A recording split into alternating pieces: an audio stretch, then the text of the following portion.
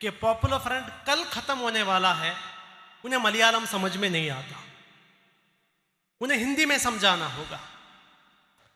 क्योंकि आज का हमारा ये प्रोग्राम जो है, आप ऐसा मत सोचिए कि कैलीकट में ये प्रोग्राम हो रहा है। ये कैलीकट में प्रोग्राम नहीं हो रहा है। ये प्रोग्राम कैलीकट में हुआ तो भी ये प्रोग्राम का जो असर है इंडिया के अलग अलग इलाकों में हो रहा है, खासकर नागपुर में और दिल्ली में इसका असर हो रहा है। केरला में ये कॉन्फ्रेंस इंपॉर्टेंट इसलिए है क्योंकि आपको याद रखना है, आज से 4 महीने पहले आलेपी में इसी कॉन्फ्रेंस के वक्त एक स्लोगन को इशू बनाकर एक छोटा मासूम बच्चा जिसके दिल में चंद बातें आ गई, उसने आकर स्लोगन कह दिया। आरएसएस के खिलाफ उसने एक स्लोगन कह दिया। उस स्लोगन को, एंटी आरएसएस स्लोगन को एंटी हिंदू स्लोगन बनाकर एक national international campaign popular front के खिलाफ चलाया गया। इसी केरला के अंदर सीपीएम गवर्नमेंट ने आरएसएस के इस एजेंडा, आरएसएस के इस प्रेशर में आकर मेजॉरिटी वोट्स को अपीस करने के लिए 35 से ज्यादा पॉपुलर फ्रंट के लोगों को अरेस्ट किया। पूरे केरला में अलग अलग ऑफिस के अंदर रेड्स हुए। पूरे इंडिया के नेशनल मीडिया में प्राइम टाइम में कहने लगे कि पॉपुलर फ्रंट जहां शुरू हुआ था केरला में, वहीं पर पॉपुलर फ्रंट प्रॉब्लम में है, पॉपुलर फ्रंट के लीडर्स जेल में हैं, पॉपुलर फ्रंट के ऑफिस में रेड हो रहा है, popular front finish, popular front खत्म हो गया।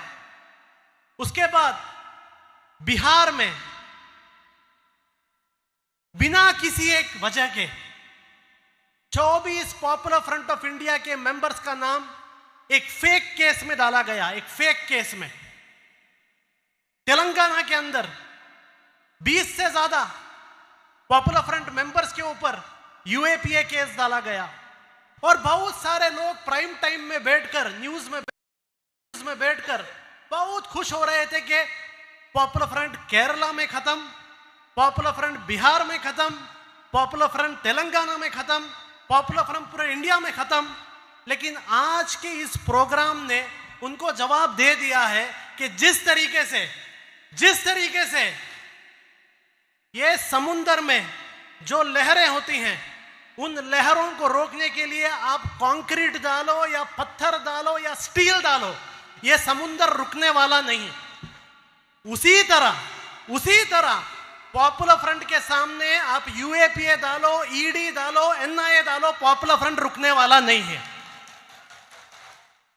इंशाअल्लाह आज केरला में जो हमने प्रूव किया है कि आलेपी के बाद जो हमारे ऊपर एक कैंपेन किया गया था, उस कैंपेन के बाद आज केरला में हमने इतना बड़ा एक कॉन्फ्रेंस किया है। मैं हमारे तेलंगाना के भाइयों से कहना चाहता हूं, मैं हमारे बिहार के भाइयों से कहना चाहता हूं, इंशाअल्लाह इससे बड़ा कॉन्फ्रेंस बिहार और तेलंगाना में भी हम करेंगे। पॉपुलर फ्रंट के बारे में जो नेगेटिव प्रोपेगेंडा फैलाया जा रहा है न्यूज चैनल एंकरों से, उनसे भी मैं कह रहा हूं, क्या अभी भी आपको अकल नहीं आई? अभी भी आपको समझ में नहीं आ रहा है? 2017 से आप कंटिन्यूअस पॉपुलर फ्रंट को टारगेट कर रहे हैं। क्या अभी भी आपको समझ में नहीं आ रहा है? आप जितना हमारे बारे में जहर फैला रहे हो, पॉपुलर फ्रंट ऑफ इंडिया का पॉपुलैरिटी उतना बढ़ रहा है। एक जमाना था शहरों में भी लोगों को पॉपुलर फ्रंट क्या पता नहीं था, सिटीज में भी पॉपुलर फ्रंट क्या है पता नहीं था।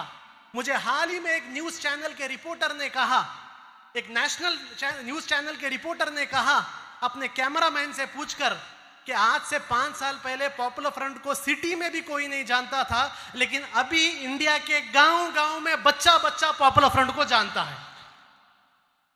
तो इन मीडिया से ये जो पॉपुलर फ्रंट के खिलाफ जो कैंपेन्स चला रहे हैं, उनसे मैं सिर्फ इतना कहना चाहता हूं, आप जो है पॉपुलर फ्रंट को टारगेट करने का ये कैंपेन बंद कर दिए। उसके बदले आपको एजेंडा चाहिए। बहुत सारे एजेंडा इंडिया के अंदर है। चीता है जो नामीबिया से आया, ये चीता और मोदी का केमिस्ट्री क्या है, उसके बारे में शो कीजिए। आपको इश्यूज चाहिए, गटर में से गोबर गैस कैसा बनता है उसके बारे में आप प्रोग्राम्स कीजिए। चाइना को किस तरीके से इंडिया का जमीन ये नरेंद्र मोदी गवर्नमेंट दे रही है उसके बारे में प्रोग्राम कीजिए। रेडार से किस तरीके से मोदी ने इंडिया को बचाया उसके बारे में आप प्रोग्राम कीजिए, क्योंकि पॉपुलर फ्रंट के बारे में प्रोग्राम कर कर कोई रिजल्ट नहीं मिल रहा है आपको, और इंशाल्लाह आगे कोई रिजल्ट मिलने वाला भी नहीं है। देखिए, ये जो आज हमारा कैंपेन है, ये जो कॉन्फ्रेंस है, सेव द रिपब्लिक नाम का एक कैंपेन जो पॉपुलर फ्रंट ऑफ इंडिया ने 26 जनवरी को कन्याकुमारी से शुरू किया था। देखिए, पॉपुलर फ्रंट को जो लोग जानते हैं, जो पॉपुलर फ्रंट को स्टडी करते हैं, वो लोग एक बात जानते हैं कि पॉपुलर फ्रंट शुगर कोटेड बात नहीं करता। हम ये शुगर कोटेड, चॉकलेट, ऐसे मीठे मीठे बातें हम नहीं करते। जो है वो हम बोलते हैं, जो सच है वो हम सामने रखते हैं। हमें अगर एक कैंपेन करना था तो कोई शुगर कोटेड जोड़ो तोड़ो इस तरीके का कैंपेन हमें नहीं करना है। हमें डायरेक्ट कैंपेन करना है। इंडिया के अंदर डायरेक्ट प्रॉब्लम क्या है, उस प्रॉब्लम को एड्रेस करना है। ऐसे एक टाइम पर भी अगर आप इंडिया के प्रॉब्लम को डायरेक्ट एड्रेस नहीं करोगे तो कब करोगे? इंडिया में प्रॉब्लम सिर्फ मुसलमानों को नहीं है, इंडिया में प्रॉब्लम सिर्फ एक संगठन को नहीं है, इंडिया के अंदर प्रॉब्लम सिर्फ किसी एक कम्युनिटी, एक पार्टी को नहीं है। अगर इंडिया के अंदर जो प्रॉब्लम है, फ्यूचर में जो प्रॉब्लम आने वाला है, वो प्रॉब्लम इंडिया के रिपब्लिक को है, इंडिया के डेमोक्रेसी को है, इंडिया के कॉन्स्टिट्यूशन को है। ये बड़ा प्रॉब्लम है। मुसलमानों के बारे में बात करने की जरूरत नहीं, मुसलमान अपने बारे में खुद बात कर सकते हैं। कम से कम कॉन्स्टिट्यूशन के बारे में तो बात कीजिए, कम से कम रिपब्लिक के बारे तो बात कीजिए, कम से कम हमारे जो कॉन्स्टिट्यूशनल राइट्स हैं उसके बारे में तो बात कीजिए। ये चीज आवाम के सामने लेके जाने के लिए पॉपुलर फ्रंट ने ये कैंपेन किया। इस कैंपेन में हमने सीधा कहा कि इंडिया का थ्रेट क्या है और कौन लोग हैं जो इंडिया को टारगेट कर रहे हैं, और कौन लोग हैं ये टारगेट करने से कल इंडिया में क्या होने वाला। ये चीजों को हमने क्लियर किया इस कैंपेन में। इंडिया में बैठे वाला एक संघ परिवार जिसका एक आइडियोलॉजी है जिसको वो हिंदुत्व आइडियोलॉजी कहते हैं, आज से 20-25 साल पहले उस आइडियोलॉजी को कोई नहीं पसंद करता था। हिंदू धर्म के लोग भी हिंदुत्व को उन्होंने रिजेक्ट कर दिया था हिंदुत्व को। लेकिन आज हिंदुत्व को इंडिया का मेन स्ट्रीम आइडियोलॉजी बनाया जा रहा है, हिंदुत्व को नॉर्मलाइज किया जा रहा है। आप हिंदुत्व के बारे में क्रिटिसाइज करेंगे तो मीडिया चैनल्स कहते हैं देखो हिंदू धर्म को क्रिटिसाइज कर रहे हैं। कब से हिंदुत्व हिंदू धर्म हो गया? कब से आरएसएस का एक आइडियोलॉजी जो सावरकर के नाम एक शख्स ने जिसको प्रमोट किया था, कब उसका आइडियोलॉजी हिंदू धर्म का आइडियोलॉजी हो गया? यही काम 2014 से फुल फ्लेज में हो रहा है। इंडिया को चाइना की तरह, रशिया की तरह एक सिंगल पार्टी, एक रूल कंट्री बनाने की कोशिश की जा रही है।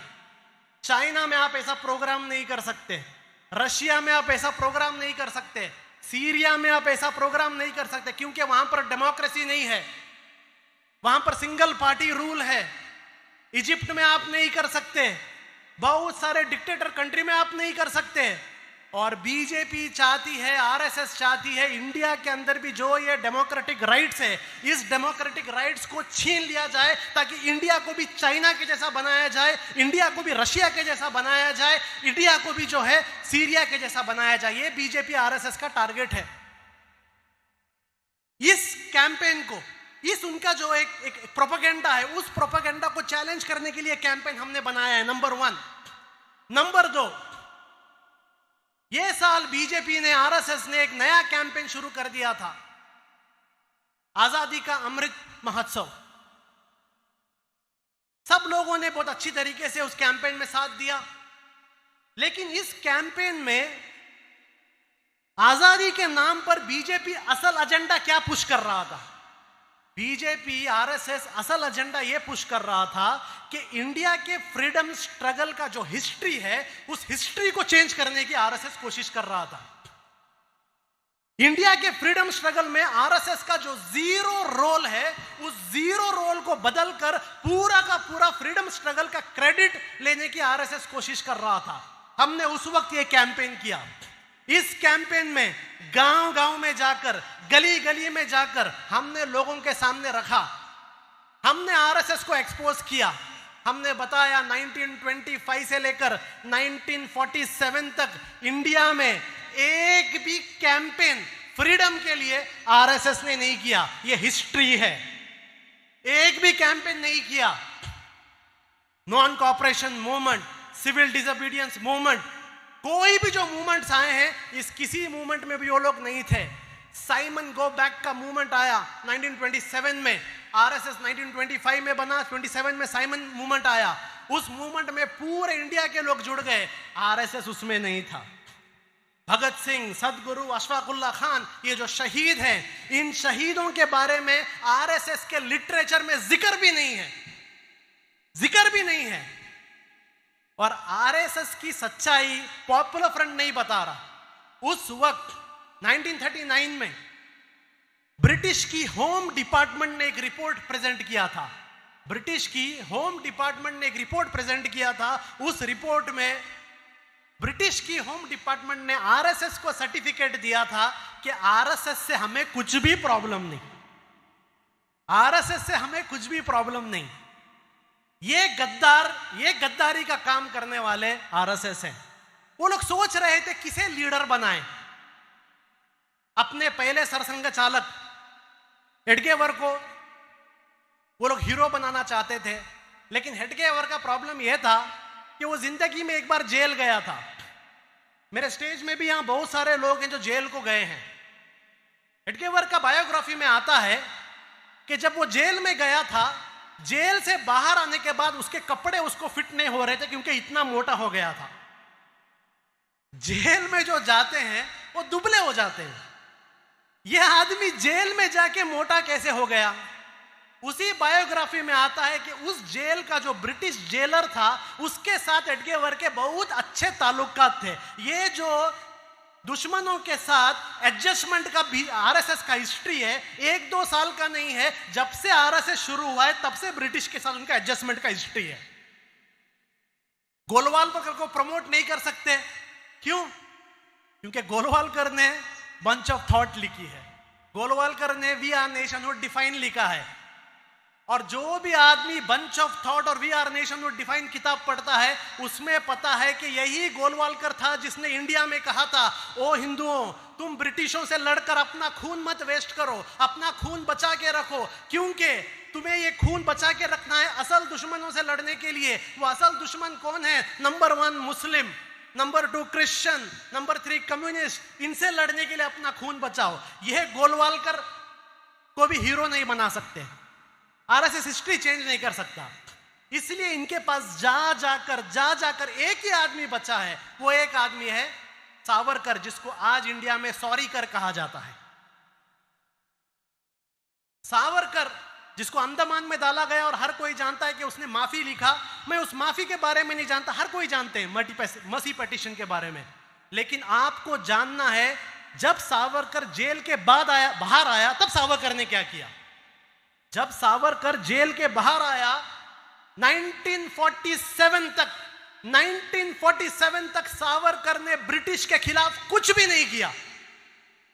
ब्रिटिश का पेंशन लिया, ब्रिटिश के खिलाफ एक कैंपेन नहीं किया। यहां तक कि जब सेकेंड वर्ल्ड वॉर के वक्त इंडिया के बड़े बड़े पॉलिटिशियंस ने प्रोविंशियल गवर्नमेंट के मिनिस्ट्रीज को रिजेक्ट कर दिया था, उस वक्त सावरकर जाकर ब्रिटिश के वाइसरॉय से मिलकर कहता है, अगर कांग्रेस आपके साथ नहीं, आप फिक्र मत करो, मैं आपके साथ हूं।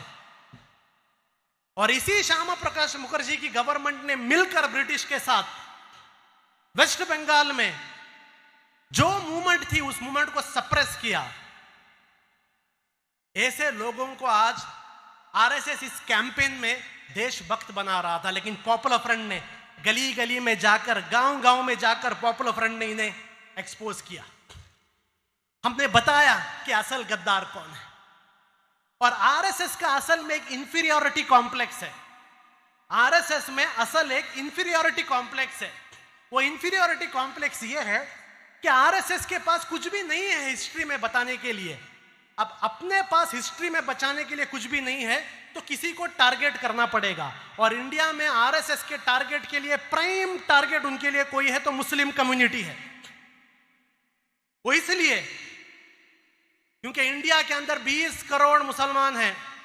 इन 20 करोड़ मुसलमानों को ना तो कत्ल कर सकते हैं, ना तो 20 करोड़ मुसलमानों को इंडिया से बाहर भेज सकते हैं। तो क्या करो, demonise them, alienate them, harass them, oppress them, second class citizen बनाओ। ये गोलवालकर ने कहा था और आज वही चल रहा है इंडिया में। आज अफसोस अलग अलग कम्युनिटीज हैं, सारे कम्युनिटीज ने कहीं ना कहीं बीजेपी के साथ कॉम्प्रोमाइज कर दिया है। यूपी इलेक्शन में हमने देखा, 2019 इलेक्शन में हमने देखा, अलग अलग कम्युनिटीज ने अपने कम्युनिटी इंटरेस्ट को सामने रखकर बीजेपी के साथ कॉम्प्रोमाइज किया। अगर इंडिया में कोई एक कम्युनिटी थी जिसने बीजेपी के कम्युनल एजेंडा के साथ कॉम्प्रोमाइज नहीं किया तो इंडिया में मुस्लिम कम्युनिटी थी। मुस्लिम कम्युनिटी ने उनके साथ कॉम्प्रोमाइज नहीं किया, इसलिए हम प्राइम टारगेट हैं। वो प्राइम टारगेट की वजह से आज हम इंडिया में देख रहे हैं anything and everything that is Muslim is a crime. नमाज पढ़ना क्राइम, हलाल खाना क्राइम, हिजाब पहनना क्राइम, अजान क्राइम, मस्जिद क्राइम, हर चीज क्राइम। एक कम्युनिटी को टारगेट करने के लिए पूरी की पूरी गवर्नमेंट मिशनरी को इस्तेमाल किया जा रहा है। क्या है ये बुलडोजर? क्या है बुलडोजर? कितने आरएसएस वालों के घरों में बुलडोजर आए, कितने बीजेपी के घरों वाले में बुलडोजर आए? क्यों ये बुलडोजर सिर्फ मुसलमानों के घरों में आ रहे हैं? क्यों? गवर्नमेंट मशीनरी का मिसयूज है।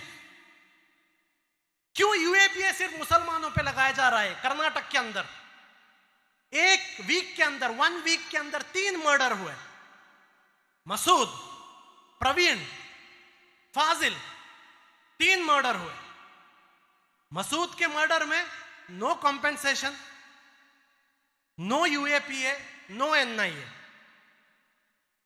फाजिल के मर्डर में no compensation, no UAPA, no NIA.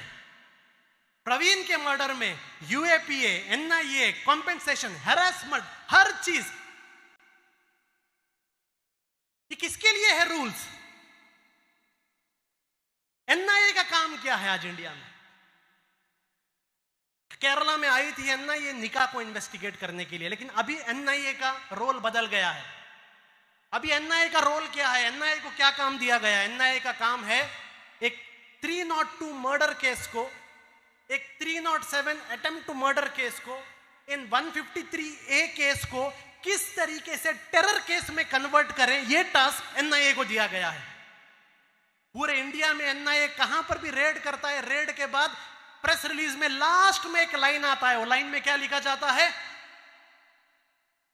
Terror, creating terror, creating terror. और एनआईए को पता है, बीजेपी को पता है कि कोर्ट में, ट्रायल में वो प्रूव नहीं कर सकते। लेकिन इस गवर्नमेंट की नई पॉलिसी है, इस गवर्नमेंट की नई पॉलिसी है, हमें प्रूव नहीं करना है, हमें सिर्फ हैरेस करना है, हम बेल ही नहीं देंगे। इसलिए आप देखिए, जामिया के बच्चे, जेएनयू के बच्चे, कैंपस फ्रंट के स्टूडेंट्स, अंशद और फिरोज, सिद्दीक कापन, इन्हें बेल भी नहीं मिलता। वहीं पर आप देखेंगे कर्नाटक के अंदर फाजिल के मर्डर में जिन लोगों को अरेस्ट किया गया था, 1 महीने के अंदर उन्हें बेल हो जाता है। 1 महीने के अंदर बेल हो जाता है, 1 महीने के अंदर वो बाहर आ जाते हैं, फ्री हो जाते हैं। बिल्किस बानो का रेप होता है, पूरी दुनिया शॉक में हो जाती है, उनको फ्री किया जाता है। पूरे दुनिया में एक आवाज उठती है, कोई केयर नहीं करता। असल में ये गवर्नमेंट मैसेज दे रहा है, असल में ये गवर्नमेंट मैसेज दे रहा है कि we don't care, we don't care.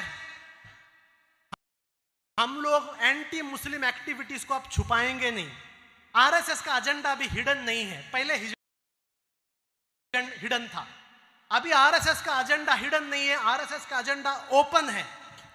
इस ओपन एंटी मुस्लिम एजेंडा को आरएसएस लेके गई है और उस एंटी मुस्लिम एजेंडा को इंप्लीमेंट करने के लिए अलग अलग इंस्टीट्यूट्स को इस्तेमाल किया जा रहा है, अलग अलग एजेंसीज को इस्तेमाल किया जा रहा है। अब मुस्लिम कम्युनिटी का भी मैं चंद बातें आपके सामने रखना चाहता हूं। सिर्फ दूसरों के बारे में बोलेंगे तो काफी नहीं है। मुस्लिम कम्युनिटी के अंदर एक प्रॉब्लम यह है, हम सोच रहे हैं कि चंद सेक्युलर लीडर से ये लोग हमारी हिफाजत कर देंगे। हमारी एक प्रॉब्लम है, हम लोग यहां वहां मसीहा को ढूंढते हैं। मसीहा केरला में पिनारायण विजयन, तमिलनाडु में स्टालिन, वहां ममता। इतना इनके ऊपर एक इज्जत, इतना इनके ऊपर भरोसा, सिर्फ उनके नाम के आगे रजी अल्लाह ताला अन्हु लगाना बाकी है।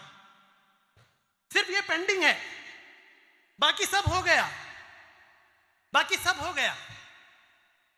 लेकिन मैं आपके सामने एक बात कहता हूं, ये जो सेक्युलर पार्टीज के पीछे आप लोग जा रहे हैं, याद रखिए इन सेक्युलर पार्टीज के सामने जब दो ऑप्शन आएगा, इन सेक्युलर लीडर्स के सामने जब दो ऑप्शन आएगा, एक ऑप्शन मुस्लिम्स के राइट्स के बारे में बात करना और सेकंड ऑप्शन मेजॉरिटी वोट्स को प्लीज करना, तो ये सेक्युलर पार्टीज जो हैं मुस्लिम राइट्स के प्रोटेक्शन के लिए नहीं, मेजॉरिटी वोट्स के लिए काम करेगी। याद रखिए इस चीज को।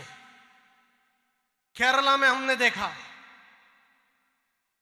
केरला में क्यों आलेपी के प्रोग्राम के बाद आपको क्यों लगता है कि इतना पॉपुलर फ्रंट के खिलाफ सीपीएम लगी? यहां बीजेपी की गवर्नमेंट नहीं, यहां सीपीएम थी। वो इसलिए क्योंकि एर्नाकुलम में एक असेंबली इलेक्शन था और सीपीएम को उस असेंबली इलेक्शन में मेजॉरिटी कम्युनिटी का वोट चाहिए था। जब मेजॉरिटी कम्युनिटी की वोट चाहिए, उस वक्त सीपीएम ने मुस्लिम्स के राइट्स को भी रिजेक्ट कर दिया, मुसलमानों के घरों में रेड किया, क्योंकि सीपीएम को मेजॉरिटी कम्युनिटी को दिखाना था कि हम प्रो मुस्लिम नहीं हैं, हम प्रो मुस्लिम नहीं हैं। और यह बीमारी सिर्फ सीपीएम की नहीं है। तेलंगाना के अंदर रसूलुल्लाह सल्लल्लाहु अलैहि वसल्लम के शान में गुस्ताखी करने वालों के ऊपर लाइट केस लग जाता है, लेकिन अब्दुल कादिर नाम का एक शख्स जो एक जेन्युइन मार्शल आर्ट एकेडमी चलाता है, उसके ऊपर यूएपीए वहां की टीआरएस गवर्नमेंट लगाती है। हर सेक्युलर स्टेट्स में आप देखिए, हर सेक्युलर स्टेट में आपको यही दिखेगा। जब बात मुसलमानों की आती है, मुसलमानों के राइट की आती है, यही सेक्युलर पार्टीज अपने सेक्युलर क्रेडेंशियल को भूल जाती है। ये लोग गांधी को बहुत याद करते हैं, लेकिन जब जरूरत पड़ता है तब गांधी को भूल जाते हैं। आपको पता होना चाहिए, गांधी के ऊपर भी, महात्मा गांधी के ऊपर भी आरएसएस के लोगों ने एक लेबल लगाया था। वो लेबल क्या था कि महात्मा गांधी प्रो मुस्लिम है। गोडसे को महात्मा गांधी से प्रॉब्लम क्या था? क्योंकि गोडसे कह रहा था कि महात्मा गांधी प्रो मुस्लिम है, पूरा का पूरा आरएसएस कह रहा था महात्मा गांधी प्रो मुस्लिम है। लेकिन उस वक्त महात्मा गांधी ने आरएसएस को खुश करने के लिए मेजॉरिटी अपीजमेंट का नाटक नहीं किया। जो है वो है, ये बात उन्हें पसंद नहीं आई, इसलिए हमने देखते हैं कि गोडसे ने जाकर गांधी को मर्डर कर दिया। इंडिया का सबसे बड़ा टेरर अटैक हुआ, महात्मा गांधी का मर्डर किया गया। और आज ये सेक्युलर पार्टीज जो अपने ऑफिस में महात्मा गांधी का फोटो लगाते हैं, लेकिन महात्मा गांधी की ये जो एक पॉलिसी थी कि अपीजमेंट, मुस्लिम माइनॉरिटी राइट्स को छोड़कर मेजॉरिटी अपीजमेंट के पीछे मत जाओ, ये जो एक पॉलिसी थी, उस पॉलिसी को इन्होंने रिजेक्ट किया।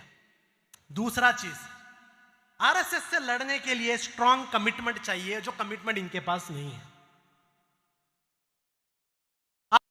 स्टैटिस्टिक्स बताता हूं, 2014 से लेकर अब तक 167 सेक्युलर पार्टीज के एमएलए बीजेपी ज्वाइन कर चुके हैं। 167 एमएलए ने बीजेपी ज्वाइन किया है। उस 167 में 100 कांग्रेस के लोग हैं, मोर देन 100 कांग्रेस के लोग हैं। यानी जहां पर मुस्लिम कम्युनिटी बीजेपी को दूर रखने के लिए, बीजेपी के कम्युनल एजेंडा को हराने के लिए, जहां पर मुस्लिम कम्युनिटी ने इन सेक्युलर पार्टीज को वोट दिया, वो सेक्युलर पार्टीज इलेक्शन में जीतने के बाद बीजेपी को सेक्युलर लोगों ने हरा दिया, लेकिन सेक्युलर पार्टीज ने बीजेपी को जिता दिया। मध्य प्रदेश, महाराष्ट्र, कर्नाटक, मणिपुर, अरुणाचल प्रदेश, इस सारे स्टेट में आप देखिए वहां पर बीजेपी हार गई थी। गोवा बीजेपी हार गई थी, लेकिन बीजेपी को जिताया किसने? वहां पर बीजेपी को जिताया इन्हीं सेक्युलर पार्टीज ने। तो देखिए आप इन पर जो एक भरोसा है, वो भरोसा आंख भर करके करना, ये भी कोई भी एक अक्लमंदी की बात नहीं। मुसलमानों को अपना एक पॉलिटिकल स्ट्रैटेजी जरूरी है, और इंडियन कॉन्स्टिट्यूशन में, इंडियन डेमोक्रेटिक सिस्टम में आइडेंटिटी पॉलिटिक्स कोई हराम नहीं है। आइडेंटिटी पॉलिटिक्स एक कम्युनिटी के पास एक टूल है जिससे वो अपने पॉलिटिकल रिप्रेजेंटेशन के लिए काम करे। तो अब वक्त आ गया है एक पॉलिटिकल आइडेंटिटी की तरफ, एक पॉजिटिव पॉलिटिक्स के बारे में सोचने का वक्त आ गया है, क्योंकि जिन पर आपने भरोसा किया वो ये आरएसएस के थ्रेट से नहीं लड़ सकते। ये जो आज इंडिया के अंदर अपोजिशन पार्टीज बहुत हैं, लेकिन इंडिया में ऑपोजिशन नहीं है। इंडिया में ऑपोजिशन पार्टीज बहुत हैं, लेकिन ऑपोजिशन नहीं है। इसलिए आज आरएसएस समझ रहा है इंडिया के अंदर आरएसएस के एजेंडा के लिए अगर सबसे बड़ा ऑपोजिशन कोई है तो वो पॉपुलर फ्रंट ऑफ इंडिया है। इसमें कोई दो राय नहीं। क्यों आरएसएस पॉपुलर फ्रंट को अपना ऑपोजिशन समझता है? क्यों आरएसएस को हमारे से इतना प्रॉब्लम है? उसके चंद रीजंस हैं, वो रीजंस मैं आपके सामने रखता हूं। आरएसएस का फुल एजेंडा खौफ, डर, फियर, इसके ऊपर है आरएसएस का एजेंडा। अगर फियर नहीं रहा तो आरएसएस का एजेंडा नहीं चलेगा। आरएसएस के एजेंडा में सबसे इंपॉर्टेंट एजेंडा फियर है। आरएसएस चाहता है कि फियर डालें, लेकिन जहां जहां पॉपुलर फ्रंट आता है वहां से फियर भाग जाता है। तो आरएसएस का जो ये फियर का एजेंडा है, उस फियर के एजेंडे को पॉपुलर फ्रंट डिमोलिश करता है। ये एक रीजन है। आरएसएस चाहता है कि इंडियन मुस्लिम कम्युनिटी एक अनऑर्गेनाइज मुस्लिम कम्युनिटी हो। अभी आपने देखा आज नरेंद्र मोदी ने चीता लाया। चीता क्या करता है? चीता एक ऑर्गेनाइज हिरनों पर अटैक नहीं करता। चीता जो है उस हिरन को अलग कर कर, एलियनेट कर कर, सिंगल कर कर अटैक करता है। और आरएसएस हमेशा चाहता है कि मुस्लिम कम्युनिटी एलियनेट हो, डिवाइडेड हो, अनऑर्गेनाइज्ड हो, लेकिन पॉपुलर फ्रंट ने इस मुस्लिम कम्युनिटी को ऑर्गेनाइज कर दिया है। ये उन्हें बर्दाश्त नहीं। तीसरा चीज, वो चाहते हैं इंडियन मुस्लिम्स को कॉन्स्टिट्यूशन के बारे में पता ना चले, अपने राइट्स के बारे में पता ना चले। जिस दिन से पॉपुलर फ्रंट इंडिया के सीन में आया है, हमने इंडियन मुस्लिम कम्युनिटी को उनके लीगल राइट्स और उनके कॉन्स्टिट्यूशनल राइट्स के बारे में बताया है। और ये बात मैं पॉपुलर फ्रंट का जनरल सेक्रेटरी आपके सामने नहीं कह रहा हूं। पॉपुलर फ्रंट के बारे में 2 रिसर्च स्टडीज हुए हैं। 2 रिसर्च स्टडीज हुए हैं। पहला रिसर्च स्टडी ऑक्सफोर्ड यूनिवर्सिटी में एक पीएचडी स्कॉलर डॉक्टर एमरिच ने पॉपुलर फ्रंट पर किया है। उस ऑक्सफोर्ड के स्कॉलर ने पॉपुलर फ्रंट के बारे में क्या कहा कि पॉपुलर फ्रंट ऑफ इंडिया ने मुस्लिम्स को आइडेंटिटी के छोटे छोटे पॉलिटिक्स से बाहर निकालकर सिटीजन पॉलिटिक्स की तरफ लेके आए हैं। और रिसेंटली आईआईटी मद्रास में भी पॉपुलर फ्रंट के बारे में एक रिसर्च पेपर आया है, एशियन सर्वे जर्नल में आया है। अगर आप वो सर्वे पढ़ेंगे, आईआईटी का रिपोर्ट पढ़ेंगे, आईआईटी मद्रास के रिपोर्ट में आता है कि इंडिया में पॉपुलर फ्रंट ने मुस्लिम कम्युनिटी के अंदर लीगल प्रैग्मेटिज्म लाया है। ये जो चीज आरएसएस तोड़ना चाह रहा था, ये पॉपुलर फ्रंट ने लाया है। एक जमाने में हम कहते थे, आज ऑक्सफोर्ड यूनिवर्सिटी और आईआईटी मद्रास कह रहा है। ये पॉपुलर फ्रंट का कंट्रीब्यूशन है। आरएसएस चाहता है कि उनके एजेंडा के सामने कोई ना रुके, लेकिन पॉपुलर फ्रंट एक कल्चर को प्रमोट कर रहा है। वो कल्चर ये है कि अगर आपके सामने इनजस्टिस होता है तो खामोश नहीं रहना है, इनजस्टिस के खिलाफ बात करना है। ये जो एक बात करने का एक कल्चर, एक एटीट्यूड पॉपुलर फ्रंट ने शुरू किया है, इसलिए पॉपुलर फ्रंट से प्रॉब्लम है। और आखिरी चीज, पॉपुलर फ्रंट को वो लैंग्वेज आता है जो लैंग्वेज आरएसएस को समझ में आता है। हम उनके लैंग्वेज में बात करते हैं, हम शुगर कोटेड बात नहीं करते। हम आरएसएस को अपीस करने की कोशिश नहीं करते। हमारे मुसलमानों में चंद संगठन है, वो आज भी ये सोचे हैं कि आरएसएस सुधर जाएगा। आज भी हमारे अंदर ऐसे संगठन और लीडर हैं जो सोचे हैं कि आरएसएस को इफ्तार पार्टी में बुला के, ईद मिलन प्रोग्राम में बुलाकर, कम्युनल हार्मनी प्रोग्राम में बुलाकर आरएसएस सुधर जाएगा। लेकिन हमने समझ लिया है कि ये एक आइडियोलॉजी जो है एक कैंसर की आइडियोलॉजी है, ये सुधरने वाले नहीं। आरएसएस का एक लैंग्वेज है, वो लैंग्वेज सिर्फ आरएसएस को पता था। हमने उस लैंग्वेज को इंटरप्रेट करना सीख लिया और अभी हम आरएसएस से उसी लैंग्वेज में बात करते हैं। इसलिए आरएसएस को हमारे से प्रॉब्लम है। और जब इतना बड़ा एक ऑपोजिशन आरएसएस के खिलाफ रुकेगा, आपको क्या लगता है, क्या वो हमें आसानी से काम करने देंगे? नहीं। पूरा मशीनरी को इस्तेमाल किया है पॉपुलर फ्रंट को खत्म करने के लिए, फुल मशीनरी। हर एजेंसी को सुपारी दिया गया है, कॉन्ट्रैक्ट दिया गया है पॉपुलर फ्रंट को खत्म करने के लिए। लेकिन ये सारे प्रॉब्लम्स को फेस कर कर भी हर दिन हम लोग आगे जा रहे हैं। वो इसलिए क्योंकि उर्दू में एक शेर है, फानूस बनकर जिसकी हिफाजत हवा करे, फानूस बनकर जिसकी हिफाजत हवा करे, वो शम्मा वो जो क्या बुझे जिसकी हिफाजत खुदा करे। तो ये जो इतना सारा प्रॉब्लम्स ये लोग क्रिएट कर रहे हैं, ये प्रॉब्लम्स का एक असर हम पर नहीं हो रहा है, हमारे ग्रोथ पर इसका असर नहीं हो रहा है। 2009 में इसी कैलिकट में पॉपुलर फ्रंट 3 स्टेट्स में था। 2009 में इसी बीच में जब हमने पॉपुलर फ्रंट को नेशनल मूवमेंट लॉन्च किया था, 3 ऑर्गेनाइजेशन में पॉपुलर फ्रंट थे। आज 20 से ज्यादा स्टेट्स में पॉपुलर फ्रंट ऑफ इंडिया है। ये हमारा ग्रोथ है। अब लास्ट ऑप्शन जो हमारे सामने वो लोग लेके आ रहे हैं, जो मीडिया में प्रमोट कर रहे हैं, पॉपुलर फ्रंट को बैन करो, पॉपुलर फ्रंट को शट डाउन करो, शट डाउन करो, पॉपुलर फ्रंट को बैन करो। मीडिया डिमांड कर रहा है पॉपुलर फ्रंट को बैन करो। क्या समझा है मीडिया ने?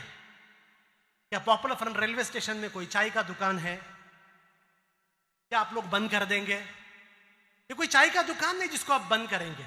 ये इंडिया में एक डेमोक्रेटिकली इंडियन कॉन्स्टिट्यूशन के बाउंड्री में के अंदर रहकर लीगली काम करने वाली एक ऑर्गेनाइजेशन है। लीगली हमें बैन करने के लिए इनके पास कोई ग्राउंड नहीं है, क्योंकि कोई भी एलिगेशन हम पर नहीं है। आप इंडिया में किसको बैन कर सकते हैं? आप इंडिया में उसको बैन कर सकते हो जो देश के खिलाफ काम करता है। और पॉपुलर फ्रंट के ऊपर आज तक ऑन रिकॉर्ड एक भी ऐसा इल्जाम नहीं है जो देश के खिलाफ है। टेरर ब्लेम लगाते, किस पर terror blame? Indresh Kumar popular front का एनईसी मेंबर नहीं है, याद रखिए।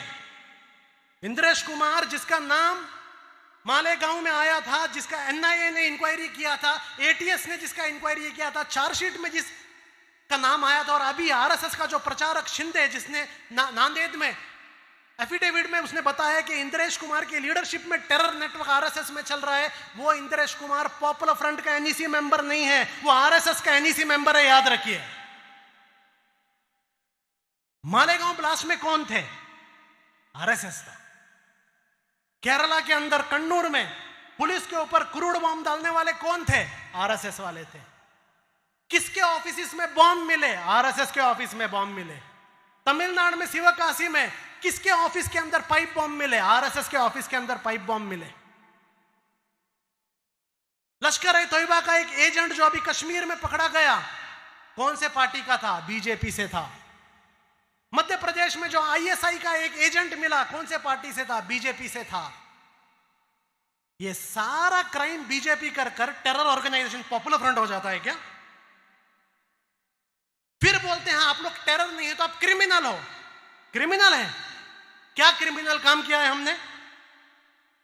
टीजे जोसेफ, जब केरला हाईकोर्ट ने कहा कि Popular Front as organization TJ Joseph case में इन्वॉल्व नहीं है, तब भी आप मानने के लिए रेडी नहीं।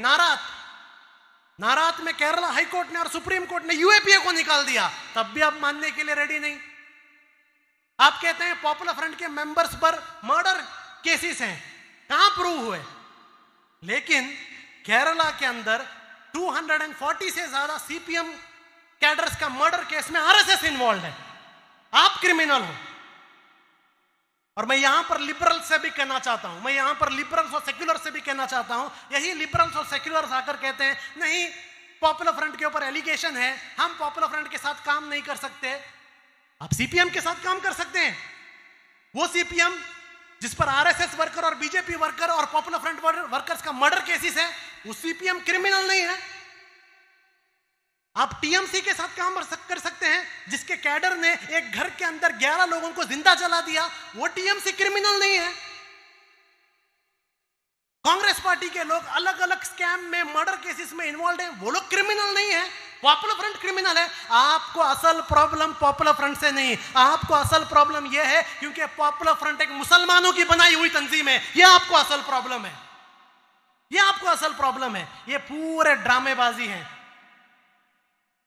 खरगोन में कहा गया पीएफआई, हरौली में कहा गया पीएफआई, जहांगीरपुरी में कहा गया पीएफआई। मैं मीडिया से पूछता हूं, कहां है पीएफआई? खरगोन के चार्जशीट में पीएफआई है, खरौली के चार्जशीट में पीएफआई है, जहांगीरपुरी के चार्जशीट में पीएफआई है? नहीं है। लेकिन आप कन्वीनियंटली इग्नोर करते हैं कि राजस्थान के खरौली के चार्जशीट में आरएसएस के लोकल प्रचारक का नाम है, वो आप इग्नोर कर सकते हो। तो ये क्रिमिनल एंगल भी निकाल दिया। मैं ये बातें आपके सामने इसलिए कह रहा हूं क्योंकि आपके सामने जब भी कोई आकर कहे पॉपुलर फ्रंट टेरर ग्रुप है, पॉपुलर फ्रंट क्रिमिनल ग्रुप है, उनको बोलिए प्रूव करके दिखाइए। एलिगेशन लगाने से कुछ नहीं होता, प्रूव करो। हम पर आप एलिगेशन प्रूव भी नहीं कर सकते, लेकिन आरएसएस का इन्वॉल्वमेंट कोर्ट में प्रूव भी हो गया है। इसलिए हम कहते हैं कि डेमोक्रेटिकली, लीगली हमें बैन नहीं कर सकते, क्योंकि we work within the constitution. मैं मेरी बात आखिरी करते हुए, आपके सामने खत्म करते हुए 2-3 चीज रखता हूं। ये जो पॉपुलर फ्रंट का काम है, बहुत सारे लोग आजकल सोशल मीडिया में पूछते हैं। मैं पूरे इंडिया के आवाम से कहता हूं, सोशल मीडिया में बहुत सारे लोग हमसे कहते हैं हमें पॉपुलर फ्रंट में जुड़ना है, हमें पॉपुलर फ्रंट में जुड़ना है।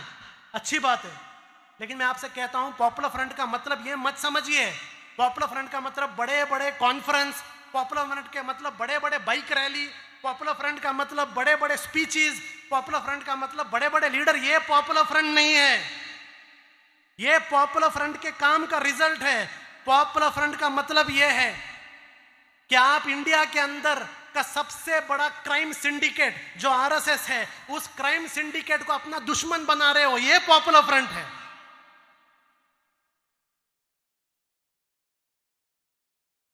शान जो हमारा भाई केरला में था, जिसने अपनी जान दी, वो पॉपुलर फ्रंट है। पालक्काड़ में जुबैर, इकबाल, मुस्तफा, जैनुल आबिदीन, जैनुद्दीन, सैयद सलाउद्दीन, ये पॉपुलर फ्रंट है। इतना आसान नहीं है पॉपुलर फ्रंट में जुड़ना।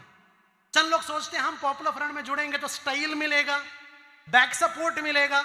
नहीं, मैं कुछ भी गारंटी नहीं दे सकता। पॉपुलर फ्रंट में जुड़ने में स्टाइल या पॉपुलर फ्रंट में जुड़ने से बड़ा बैकग्राउंड सपोर्ट कुछ नहीं मिलेगा। हाँ, क्या मिलेगा? पॉपुलर फ्रंट में जुड़ने में इतना मिल सकता है, हम ये गारंटी दे सकते हैं, आपकी करेज और आपकी बहादुरी का टेस्ट तो जरूर मिलेगा। ये हम गारंटी दे सकते हैं। पॉपुलर फ्रंट में अगर जुड़ेंगे तो इतना गारंटी हम आपको प्रूव कर सकते हैं कि आपका जो ये जोश है, ये जोश सिर्फ इमोशन है या कमिटमेंट है, ये प्रूफ हम लोग पॉपुलर फ्रंट में जुड़ने के बाद दे सकते हैं। जुड़िए पॉपुलर फ्रंट के साथ, लेकिन ये मत समझिए कि पॉपुलर फ्रंट मतलब कोई बच्चों का खेल है, पॉपुलर फ्रंट मतलब बड़े बड़े प्रोग्राम्स हैं, पॉपुलर फ्रंट का मतलब बड़े बड़े स्पीचेस हैं। ये पॉपुलर फ्रंट नहीं है, ये हमारा रिजल्ट है। पॉपुलर फ्रंट मतलब देश के लिए, मुल्क के लिए, संविधान के लिए हर कुर्बानी देने के लिए तैयार होना, यह पॉपुलर फ्रंट है। सुल्तान रहमतुल्लाह अलैह ने जो कहा कि शेर का एक दिन गीदड़ के 100 सालों से बेहतर है, यह पॉपुलर फ्रंट है। इसी मलबार के अंदर कुन्नी मोहम्मद हाजी ने कहा था कि जब अंग्रेज उन पर गोली मार रहे थे, मेरे आंखों से कपड़ा निकालो, मुझे अंग्रेज के गोली को देखना है, यह पॉपुलर फ्रंट है। तो पॉपुलर फ्रंट में जुड़ना मतलब बच्चों का खेल नहीं है। पॉपुलर फ्रंट में जुड़ना मतलब Indian constitution, Indian social fabric, Indian secular system और इंडिया के अंदर जो एक राइट्स हैं, उस राइट्स को प्रोटेक्शन की जिम्मेदारी लेना है। देश के लिए कुछ भी करने के लिए रेडी होने का एक संगठन पॉपुलर फ्रंट है, एक मजाक का संगठन नहीं है। और आखिरी बात, मैं अब आवाम से कहता हूं, यह काम जो पॉपुलर फ्रंट कर रहा है सिर्फ पॉपुलर फ्रंट करने का काम नहीं, हर कोई करने का काम है। इंडिया में आज ऐसा एक सिचुएशन है, आप घर के अंदर बैठ के सोशल मीडिया में एक कमेंट या लाइक करने से आप सिचुएशन चेंज नहीं कर सकते। बहुत सारे लोग हमसे आके कहते हैं हम दिल से पॉपुलर फ्रंट के साथ हैं, हमें भी पता है दिल से हमारे साथ हैं, लेकिन एक वक्त ऐसा आता है जब अपने कंफर्ट जोन से बाहर निकलना पड़ता है। सिर्फ दिल से पॉपुलर फ्रंट को सपोर्ट करना काफी नहीं, जबान से भी करना जरूरी है, जबान से भी करना जरूरी है। तो अब वो वक्त चला गया जब ये सोचना कि साल में एक बार पॉपुलर फ्रंट को डोनेशन दे देंगे सब ठीक हो जाएगा, हमारा जिंदगी की जिम्मेदारी ठीक हो जाएगी, वो वक्त चला गया। वो नॉर्मल टाइम्स में था। अभी जब एक इंडिया को, एक डेमोक्रेटिक कंट्री को एक फैसिस्ट स्टेट बनाने की कोशिश हो रही है, ऐसे टाइम पर घर के अंदर एसी रूम में बैठकर एक्टिविज्म नहीं चलेगा। अब आपको पॉपुलर फ्रंट के साथ कंधे से कंधा मिलाकर बाहर आना पड़ेगा। मेरी बात खत्म करते हुए मैं एक सवाल आपके सामने रखकर मेरी बात खत्म करता हूं। पॉपुलर फ्रंट आपके सामने एक सवाल रख रहा है, हिस्ट्री को आपको आंसर देना है। इंडियन सोसाइटी को, हिस्ट्री को एक आंसर देना है। वो आंसर क्या है? जब 2014 के बाद इंडिया में डेमोक्रेसी को खत्म करने की कोशिश की जा रही थी, इंडिया के संविधान को खत्म करने की कोशिश की जा रही थी, इस वक्त में जब अपोजिशन अपना काम नहीं कर रहा था, उस वक्त ये जो हमारे देश के डेमोक्रेसी को खत्म करने वालों को किस तरीके से डेमोक्रेटिकली रेजिस्ट करें, ये बात जब पॉपुलर फ्रंट लोगों के सामने रख रहा था, उस वक्त आप क्या कर रहे थे? उस वक्त आप क्या कर रहे थे? आज से 30-40 साल बाद हिस्ट्री आपसे पूछने वाला है कि उस वक्त आपने क्या किया। उस वक्त सिर्फ आपने दिल के अंदर अपनी ख्वाहिशात को रखी, या उस ख्वाहिशात को दिल से बाहर निकाल के अपने जबान और अपने हाथों और पैरों तक लेके आकर आप इंडिया के डेमोक्रेसी को बचाने के लिए आपसे जो हो सकता है आपने किया? ये एक बहुत बड़ा सवाल है जिसका जवाब इंडियन सोसाइटी को हिस्ट्री में देना है। ये सवाल मैं इंडियन सोसाइटी के सामने रखकर अपनी बात को खत्म करता हूँ। वाखिर दाना अल्हम्दुलिल्लाहि रब्बिल आलमीन। अस्सलाम वालेकुम।